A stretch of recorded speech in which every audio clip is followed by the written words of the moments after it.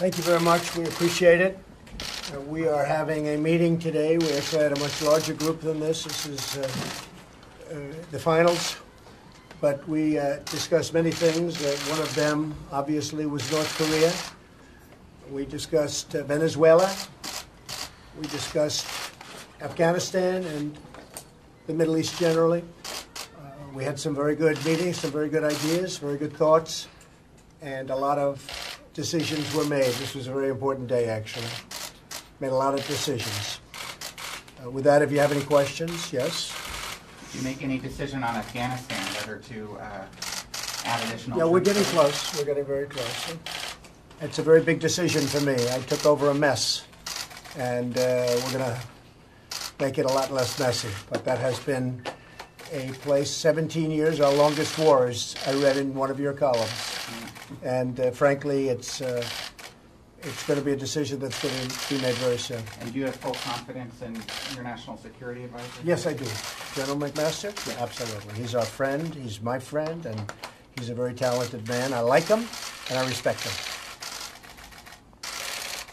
Sir, why did you decide to announce the transgender ban reversal a couple of weeks ago? And are you betraying the community that you pledged to support? No. Look, I have great respect for the community. I think I have great support, or I've had great support from that community. I got a lot of votes. But the transgender, the military is working on it now. They're doing the work. It's been a very difficult situation. And I think I'm doing a lot of people a favor by coming out and just saying it. As you know, it's been a very complicated issue for the military. It's been a very confusing issue for the military. And I think I'm doing the military a great favor.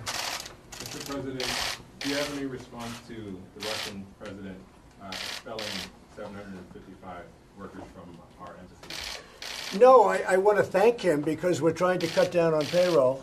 And as far as I'm concerned, I'm very thankful that he let go of a large number of people because now we have a smaller payroll. There's no real reason for them to go back. So I greatly appreciate the fact that they've been able to cut our payroll for the United States. We'll save a lot of money. Mr. President, was it appropriate for the FBI to raid the home of Paul Manafort pre-dawn? I thought it was a very, very strong signal or whatever. I know Mr. Manafort. I haven't spoken to him in a long time, but I know him. He was with the campaign, as you know, for a very short period of time, relatively short period of time, but I've always known him to be a good man. I thought it was a very, they do that very seldom. So I was surprised to see it. I was very, very surprised to see it. Have you spoken We to haven't the FBI really been director involved. about it? Excuse me? Have you spoken to the FBI director about it or the? No, I have not. I have not. But to do that early in the morning, whether or not it was appropriate, you'd have to ask them. I've always found Paul Manafort to be a very decent man. And he's like a lot of other people, probably makes consultant fees from all over the place. Who knows? I don't know. But I thought that was a very, that was pretty tough stuff. Mr. President, to wake him up, perhaps his family was there. I think that's pretty tough stuff. Mr. President, speaking of the Attorney General, how would you categorize your relationship currently with Attorney General Sessions? Have you guys spoken about some of the differences you've had in the past?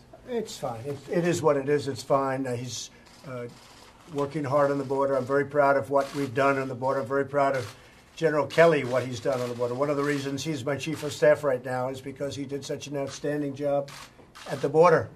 We're down 78%. Nobody thought that would be, I mean, in the old days with other administrations, if you were down 1%, that was considered a big thing.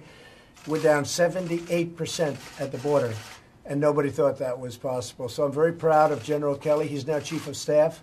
At the same time, I'm very proud of what we've done over the last 6 months between Supreme Court, between tremendous amounts of legislation that's been passed. You know, we had 42 to 48 bills passed. I'm not talking about just executive orders. I'm talking about bills passed.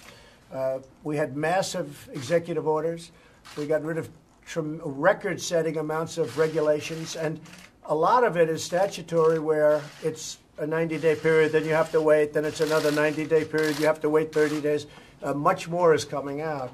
And I believe in regulation. You have to have some regulation, but we're going to have a small percentage of regulation compared to what we have. And I think that's why you see business enthusiasm's the highest it's been in 18 years, why unemployment is the lowest it's been in 18 years. I mean, the unemployment rate just came out. It's the lowest it's been in 18 years. And with that being said, we have companies moving into the United States, whether it's Foxconn. You saw the two large auto companies moving back. Probably they'll go to Michigan, but they're negotiating with various states. We have done a lot in a short period of time, so I'm very proud of it. I think that General Kelly is going to be a fantastic chief of staff, however. Mr. President, are you going to increase the U.S. military presence in Asia? We are going to look at what's happening in Asia. We're looking at it right now. We're constantly looking at it. I don't like to signal what I'm going to be doing, but we are certainly looking at it. And obviously, we're spending a lot of time looking at, in particular, North Korea. And we are preparing for many different alternative events at North Korea. He has disrespected our country greatly.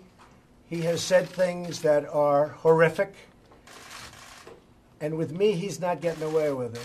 He got away with it for a long time between him and his family. He's not getting away with it. It's a whole new ballgame. And he's not going to be saying those things, and he's certainly not going to be doing those things. I read about we're in Guam by August 15th. Let's see what he does with Guam. He does something in Guam.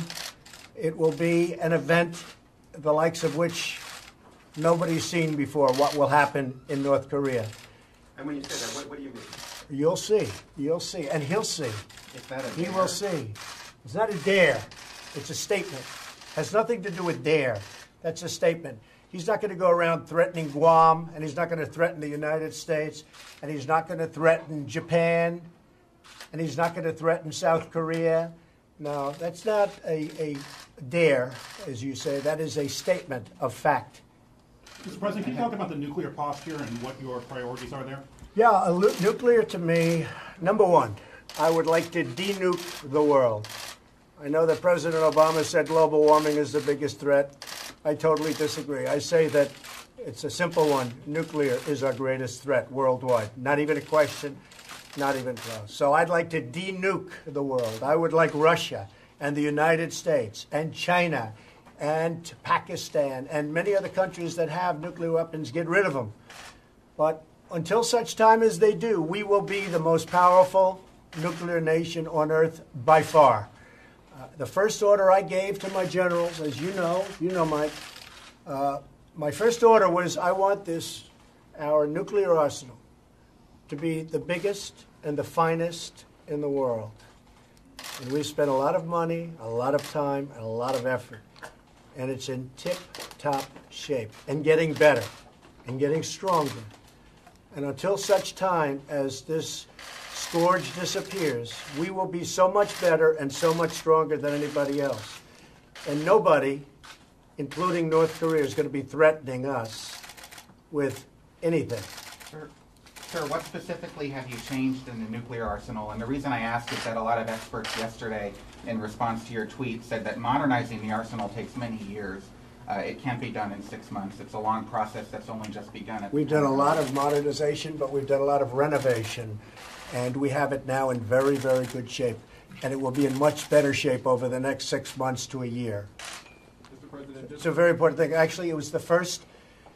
Military is very important to me. As you know, I did extremely well with the military vote, Mike and I. But my first order was we have to do the military, but before we do the military per se, we're going to do the nuclear. And we are in very strong shape. We're going to be increasing our budget by many billions of dollars because of North Korea and other reasons having to do with the anti-missile. So we are going to be increasing our budget by many billions of dollars. We'll probably be able to report that over the next week. As you know, we reduced it by 5%, but I've decided I don't want that. We're going to be increasing the anti-missiles by a substantial amount of billions of dollars. Mr. President, can you share with us your latest thoughts on Iran, speaking of nuclear deals, and whether you feel like they are in compliance or will be in compliance? I don't think Iran is in compliance. We wrote them a very tough letter to the Congress. I personally don't think they're in compliance, but we have time, and we're going to see. We also put down a lot of defaults or potential default situations. I don't think they're living up to the spirit of the agreement. President Obama, in his wisdom, gave them $150 billion. He gave them $1.8 billion in cash, that's a hard one to figure. But that was his decision. I think it's a horrible agreement. But they are not in compliance with the agreement, and they are certainly not in the spirit of the agreement in compliance. And I think you'll see some very strong things taking place if they don't get themselves in compliance. But I do not believe they are in compliance right now. Mr. President, what's the latest on the leak investigation that the Attorney General announced late last week? And is there any separate investigation that you're Yeah, sure, overseeing we're at the looking. White We're House? always looking. You have two leaks. You have the leaks coming out of intelligence and various departments having to do with Syria, having to do with all sorts of different places, having to do, frankly, with North Korea. And those are very serious. And then you have the leaks where people want to love me, and they're all fighting for love. Those are not very important, but certainly we don't like them. Those are little inner White House leaks. They're not very important, but actually I'm somewhat honored by them. But the important leaks to me, and the leaks that the Attorney General is looking at very strongly, are the leaks coming out of intelligence, and we have to stop them for the security and the national security of our country. Mr. President, you're passing notes to the special counsel, Bob Mueller. Can you talk a little bit about what those... No, not notes. We're working with them. I mean, we have a situation which is very unusual. Everybody said there's no collusion. You look at the councils, they come in. We have a Senate hearing. We have Judiciary. We have Intelligence. And we have a House hearing. And everybody walks out, even the enemies. They said, no, well, there's no collusion. There's no collusion. So they're investigating something that never happened. There was no collusion between us and Russia. In fact, the opposite. Russia spent a lot of money on fighting me. And if you think about it, I want a strong military. You see our budget is up by, it will be hundreds of billions of dollars soon, our military budget. Russia doesn't like that. Hillary was going to cut the budget substantially, the military budget. Russia is very important for Russia, oil and gas. We are now an exporter because of an incredible 6 months that I had, an exporter of oil and gas. That's bad for Russia. I always said, I don't think Russia wants me because I want a strong military and I want low energy prices. Energy is a disaster. Low energy prices is a disaster for Russia. Additionally, it seems that Russia spent a lot of money on that false report, and that was Russian money. And I think it was Democrat money, too. You could say that was collusion. Plus, the Democrats colluded on the Ukraine, so they colluded. And then when you get down to it, why isn't the FBI looking at the DNC server? You have a server that the Democrats refuse to give to the FBI. Now, I don't know how the FBI can investigate something if the DNC, the Democrats, refuse to give the server. So we have an investigation of something that never took place. And all I say is work with them because this is an event that never took place. Now, as far as somebody else where did they file the right papers or did they forget to file a paper? You know, I guarantee if you went around and looked at everybody that made a speech or whatever these people did, that's up to them. Did they do something wrong because they didn't file the right document or whatever? Perhaps you'll have to look at them, but I guarantee you this, probably a lot of people in Washington did the same thing. Mr. President, given your harsh criticism of Democrats just now, how are you going to bring them in on things like infrastructure or healthcare? Well, we'll have to see. I'm not sure that we will bring them in. I mean, maybe we'll bring them in, maybe not. I think the infrastructure bill will be bipartisan. In fact, frankly, I may have more support from the Democrats. I want a very strong infrastructure bill. We've, as of this moment, spent over $6 trillion in the Middle East. As far as I'm concerned, when I say spent, we've wasted $6 trillion in the Middle East, and yet we can't fix our roads and our bridges and our schools and our airports. And I think that's a very sad situation. So I'm very strong on infrastructure, and a lot of Republicans are, but I know a lot of Democrats are also. I think that'll work out. I think it's going to work out very well. Mr. President, have you thought about or considered leading to dismissal of the special counsel? Or is there anything that Bob Mueller could do that you would send you in that direction? I haven't given it any thought. I mean, I've been reading about it from you people. You say, oh, I'm going to dismiss him. No, I'm not dismissing anybody. I mean, I want them to get on with the task, but I also want the Senate and the House to come out with their findings. Now, judging from the people leaving the meetings, leaks, but they leave the meetings all the time, and they say, no, we haven't found any collusion. There is no collusion. You know why? Because I don't speak to Russians. Look, I won because I suppose I was a much better candidate than her. I won because I went to Wisconsin. I went to Michigan. I won Pennsylvania. I fought a smart battle. That's why I win. I didn't win because of Russia. Russia had nothing to do with me winning. The thing that we had a great team, and I guess I did a good job. And you know what? Honestly, they spent much more money than I did, by a lot. You know that. They spent a lot more money, and honestly, they did not do a very good job of campaigning. And one more question about Senate Leader McConnell. You talked about him outside a little bit earlier, but have you reached out to him since your phone call yesterday? No. And have you given any consideration to asking his wife, your transportation secretary, to help bridge whatever? Elaine is doing a very good job. We're very proud of Elaine as Secretary of Transportation. As you know, as you said, Mitch's wife. She's doing a very, very good job. I'm very disappointed in Mitch. But if he gets these bills passed, I'll be very happy with it, and I'll be the first to admit it. But honestly, repeal and replace of Obamacare should have taken place. And it should have been on my desk virtually the first week that I was there or the first day that I was there. I've been hearing about it for 7 years. So repeal and replace should have taken place. The tax bill, tax cuts, tax reform, hopefully they get that done. I hope they get it done. And the other thing would be the infrastructure bill. In addition to that, you know, we've passed a lot of things. We've passed accountability with the VA. We've passed a lot. We're doing a lot of great work at the VA. And we're doing a lot of great work all over. You look at what's happening with the coal industry, where they're putting on. I mean, I looked at West Virginia the other day. I was in West Virginia making a speech, and they are doing great as a state. The great governor of West Virginia, Jim, who you saw, he just became a Republican. He left. It's the first time in many, many years anything like that's happened. He just left the Democratic Party, and he became a Republican, which was a great moment. Hasn't happened in many years. So we're very, very happy with what's happened. We think it's been an incredible 6 months. We've done, a lot of record-setting business. It's incredible. You look at what's going on with the economy, and to me, very important, you look at the enthusiasm of businesses. You look at companies moving back in. You just saw on Friday the 2 big car companies that are coming in. You saw last week Foxconn. They make the Apple iPhones. They make all of the desktop. They're the biggest in the world. They're coming into Wisconsin with an unbelievable plant like we've never seen before.